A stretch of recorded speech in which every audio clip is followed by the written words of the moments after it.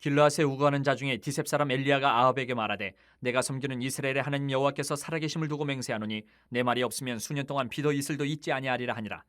여호와의 말씀이 엘리야에게 임하여 이르시되 너는 여기서 떠나 동쪽으로 가서 요단 앞 그릿 시냇가에 숨고 그 시냇물을 마시라. 내가 까마귀들에게 명령하여 거기서 너를 먹이게 하리라. 그가 여호와의 말씀과 같이 하여 곧 가서 요단 앞 그릿 시냇가에 머물매 까마귀들이 아침에도 떡과 고기를 저녁에도 떡과 고기를 가져왔고 그가 시냇물을 마셨으나 땅에 비가 내리지 아니하므로 얼마 후에 그 시내가 마르니라. 살아계신 하나님, 그리고 하나님과 함께 생동하는 성도의 모습을 오늘 우리가 이 본문에서 발견할 수 있을 것 같습니다. 세상은 우리 그리스도인들에게 좀 융통성 있게 살아라. 너무 그렇게 살면 바보 같지 않냐? 어떻게 살려 그러냐? 그러면서 그런 이름으로, 융통성이라는 이름으로 정말 이 어두워져가는, 어떻게 보면 혼란스럽고 혼탁해져가는 세상 가치관, 이게 죄인지 저게 죄인지, 이게 착한 건지 저게 착한 건지 그냥 막 이렇게 섞여 있는 이 가치관에 순응하면서 같이 살아가자, 이렇게 좋은 말로 얘기를 합니다. 하지만 우리 그리스도인은 하나님의 말씀, 진리는 그렇게 섞을 수가 없는 거예요. 어떻게 보면 그 사람들은 우리가 고지식하다, 고집불통이다 이렇게 얘기하지만 진리에 관해서는 우리는 고집불통이 돼야 되고 융통성 없는 사람이 돼야 돼요. 진리에 관해서는. 그렇게 해야 우리가 이 어두운 세상에 주님이 우리에게 맡기신 소금과 빛의 역할을 감당할 수 있어요. 빛이 어둠과 섞여버리고 소금이 물에 물 탄 듯 술에 술 탄 듯 이렇게 돼버리면 소금의 역할을 할 수가 없는 거예요. 다 녹아버리는 거예요. 소금의 맛을 잃어버리게 되는 거죠. 그래서 우리는 하나님의 말씀에 관한 한 고집불통이 돼서 빛과 소금의 역할을 감당하면서 살아가야 된다. 그게 성도의 모습이다. 그래서 오늘 1절을 보니까 아합 왕이 있을 때 북이스라엘의 상황입니다. 아합은 우리 어제도 우리가 새벽에 말씀 묵상했지만 아합은요, 이스라엘의 왕 중에 가장 악한 왕이라고 하나님이 평가한 왕이에요. 아합은. 이 아합이 북이스라엘을 다스릴 때 길르앗이라는 곳에 살고 있었던 디셉 사람 엘리야가 하나님의 부름을 받고 등장을 합니다. 선지자가.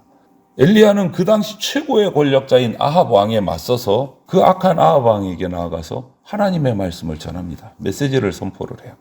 북이스라엘에서 아합이 가장 강력한 왕으로, 악한 왕으로 권력을 휘두르고 있던 이 시절은요, 왕이 악하니까 백성들도 따라가는 거예요. 하나님에 대한 영적인 반역이 절정에 달했었던 시기가 바로 이 아합 왕이 북이스라엘을 다스리던 이 시기예요. 가장 어두웠던 시기예요. 이 영적인 암흑 시기에 엘리야는요, 하나님의 살아계심을 맹세하면서 말씀에 의지해서 그 악한 아합 왕에게 당당하게 나가서 도전을 한 거예요. 앞으로 몇 년 동안 내가 말하지 않으면 비도 이슬도 이 땅에 내리지 않을 것이다 선포를 합니다. 이거는 나 죽이라는 소리예요. 이스라엘에 대한 하나님의 심판의 메시지를 선포한 거예요. 악한 이스라엘에 대한. 그들이 섬기는 최고의 신은 이 당시 아합 왕은 바알 우상을 섬겼어요. 바알 신은 어떤 신이냐면 비와 농사의 신이에요. 그러니까 비도 제대로 오고 농사도 잘 되고 풍성함의 신이 바로 바알이에요. 바알을 섬기면 풍성하게 날마다 풍년이 든다. 비도 잘 온다. 이거였어요. 그런데 그 바알 신을 섬기는 아합에게 나가서 이제는 내가 말하지 않으면 비도 없고 이슬도 없다. 이 말은 뭐예요? 바알이 얼마나 무기력한지 허상인지 알려주겠다라는 거예요. 천지를 주관하시는 분은 비도 이슬도 풍성함도 주관하시는 분은 바알이 아니고 내가 섬기는 하나님이다. 이거를 선포하는 것을 말하는 거예요. 내가 말하지 않으면 비도 이슬도 없다. 이 말은. 바알은 허상이다. 아무것도 아니다. 이거를 얘기합니다. 이 엘리야의 모습을 보면서 우리 성도는 하나님의 살아계심을 확신하면서 하나님의 영광을 위해서 세상의 그 악한 풍조와 맞서야 된다. 융통성 부려서는 안 된다. 오늘 살아가는 우리 성도는 어느 때보다 이 아합의 때보다 더 심하면 심했지 모자라지 않는 것 같아요. 하나님을 적대합니다. 세상은 하나님 진리를 무시하는 것뿐만 아니고 오히려 도전합니다. 인정하지 않는 시대예요. 여러분도 다 느끼시겠지만. 그래서 전도가 너무너무 힘들어요. 얼굴을 맞대고 하는 전도가. 이런 세상에 헛된 가치관, 악한 풍조가 하나님의 자리를 대체하고 있어요. 하나님의 자리 없다. 사람이 최고야. 사람이 올라가는 시대란 말이에요. 이럴 때일수록 우리 성도는 더 하나님을 경외하고 하나님을 기뻐하고 하나님을 즐거워하면서 살아가야 됩니다. 어두운 세상에 빛을 비추는 존재다. 누가? 내가 그리스도인인 내가 그런 존재다. 라는 이 정체성을 잊지 말고 살아가야 돼요. 우리는 교회에 대한 세상의 평가도 흔들리면 안 돼요. 아랑곳하지 말아야 돼요. 하나님의 살아계심을 당당히 선포하고 사명을 감당하는 교회가 돼야 됩니다. 세상 풍조 도전에 맞서서 하나님을 전하고 하나님의 영광을 드러내는 그런 하나님의 사람이 돼야 되고 하나님의 교회가 돼야 돼요. 오늘 어두운 세상을 변화시키기 위해서 하나님은 믿음과 말씀으로 세워진 엘리야라는 사람을 세우셨어요. 하나님은 영적으로 혼탁한 그러한 가치관이 난무하는 오늘에도 찾고 계십니다. 엘리야 같은 사람. 엘리야 같은 사람이 어떤 사람이에요? 변치 않는 믿음. 진리의 말씀은 절대 타협하지 않는 사람. 불의와 맞서는 사람. 아합의 시대와 같은 시대에 말씀을 전할 수 있는 사람. 그 사람을 찾고 계세요. 우리는 시대에 길들여지는 신앙인이 되면 안 돼요. 시대에 맞서서 하나님의 살아계심을 확신하고 그 진리의 말씀으로 이 시대에 도전하는 말씀, 세상으로 말씀과 세상에 맞서는 그런 말씀의 사람이 돼야 돼요. 그게 죽은 신앙인 아니고 살아서 꿈틀꿈틀 생동하는 신앙인이 되는 겁니다. 우리는 세상과 맞서는 신앙인이 돼야 됩니다. 오늘 1절부터 2절 그 다음 말씀을 보면 생동하는 성도는 말씀을 따라가는 성도예요. 세상과 맞서고 말씀을 따라가는 성도. 엘리야가 이렇게 아합에게 하나님이 주신 말씀을 선포를 합니다. 내가 말하지 않으면 이슬도 비도 없다 하고 돌아서는데 하나님이 또 임하셨어요. 또 말씀을 하십니다. 엘리야에게. 이제는 너 엘리야 요단 강가에 있는 그릿시냇가라는 곳으로 가서 거기에 몸을 숨기고 그곳 시냇물을 마셔라. 내가 보호해 주겠다. 당연히 아합이 가만히 있지 않겠죠? 엘리야를 잡아서 죽이려고 군사를 보내든가 어떻게 수를 쓸 겁니다. 자기에게 반기를 들었기 때문에. 하나님께서 엘리야를 숨기십니다. 그릿시냇가로 가서 숨어 있어라. 내가 거기서 너를 보호해 주겠다. 너 먹을 것도 마실 물도 주겠다. 그래서 까마귀를 보내셔서 계속 음식과 고기, 떡과 고기를 보냅니다. 그리고 시냇물을 마십니다. 가뭄이 이제 다가옵니다. 비도 그쳤어요. 이슬도 내리지 않습니다. 가뭄이 점점 다가오는 거예요. 여기서 여러분 왜 하필이면 까마귀일까? 새에 대해서 잘 아시는지는 모르겠지만 내가 이렇게 조사를 해보니까 까마귀가 길들여지지가 않는답니다. 까마귀는 사람이 길들일 수가 없대요. 아무리 먹이를 가지고 꼬셔도 사람 말을 안 듣는데요. 까마귀는. 그렇게 길들이기가 거의 불가능한 새가 까마귀예요. 그런데 하나님께서 내가 까마귀를 보내서 떡과 고기를 보내주겠다. 이거는 정말 힘든 일인 거예요. 길들이기 힘든 새, 가뭄은 다가온다. 이 상황을 보면 엘리야에게는요, 이 하나님의 말씀에 대한 정말 제대로 된 믿음이 필요한 거예요. 길들이기 힘든 까마귀를 보내서 끼니마다 나에게 음식을 보내주신다. 그런데 하나님을 신뢰하는 엘리야는 그 말씀에 그대로 순종합니다. 그릿시냇가로 가요. 거기에 숨습니다. 하나님은 엘리야에게 약속하신 대로 끼니마다 까마귀를 보내셔 떡과 고기를 주시고 시냇물을 마시고 그곳에 숨고 보호해 주세요. 놀라운 기적과 은혜를 체험하는 거예요. 어떤 사람에게? 말씀을 따르는 사람에게. 성도라 하면 힘든 환경 속에서도 하나님을 전적으로 의지하면서 하나님 말씀대로 살아가는 사람을 우리는 성도라고 합니다. 일상에서 드러나지 않던 신앙의 진짜 여부가 힘든 어려움에서 힘든 환경이 닥쳐오면 드러나요. 힘든 환경에서 믿음을 지키느냐 못 지키느냐에서 그 믿음의 모습이 드러난단 말이에요. 우리는 어떤 상황에서도 항상 하나님을 인정하고 하나님을 말씀을 따르는 전천후 신앙인이 돼야 됩니다. 그게 진짜죠.